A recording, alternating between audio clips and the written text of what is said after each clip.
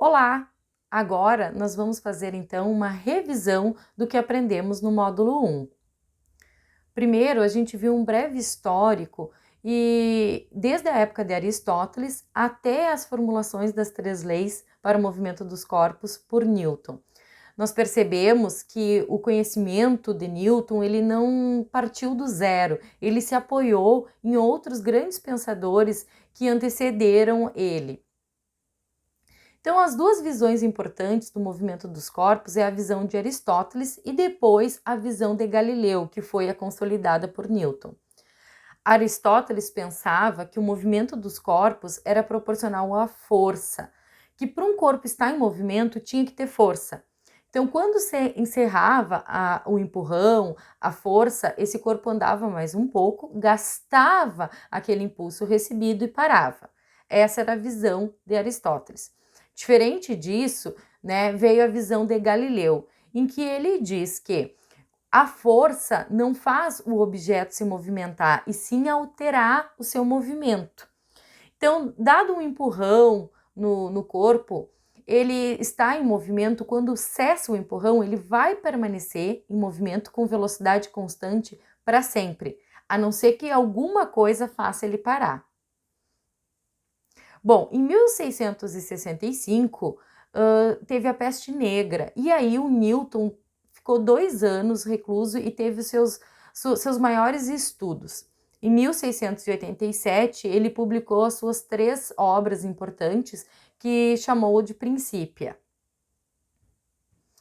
A primeira lei de Newton, então, ou conhecida como a lei de inércia, ela diz que todo o corpo continua em repouso ou em movimento em linha reta com velocidade constante, a menos que seja forçado a mudar o seu estado pela ação de uma força. Então, em resumo, a primeira lei nos diz que se nenhuma força resultante estiver atuando no corpo, ou seja, resultante das forças forem nulas, esse corpo pode estar de 2 maneiras: ou em repouso, e ele vai tender a permanecer em repouso, ou em movimento em linha reta com velocidade constante. Então, sem força, o corpo pode sim estar em movimento, só que esse movimento vai ter velocidade constante. Vamos ver alguns exemplos que foram apresentados no módulo 1. Primeiro, uma pessoa andando de skate. Se a pessoa está com velocidade constante em cima do skate, ele vai tender a permanecer com essa velocidade.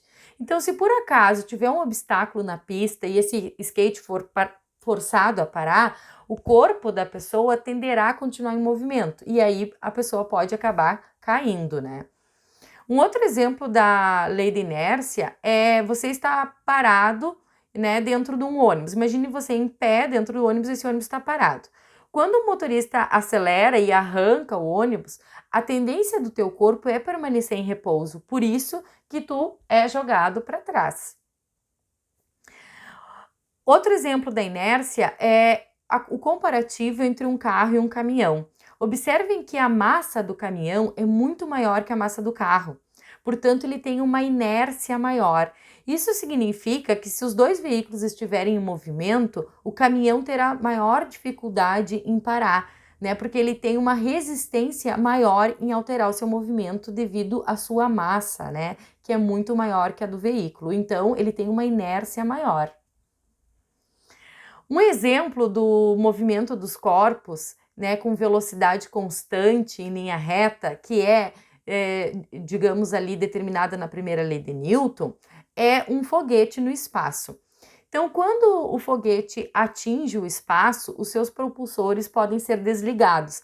Se ele estiver lá com uma velocidade x, ele vai permanecer com essa velocidade para sempre, até que uma força faça ele parar.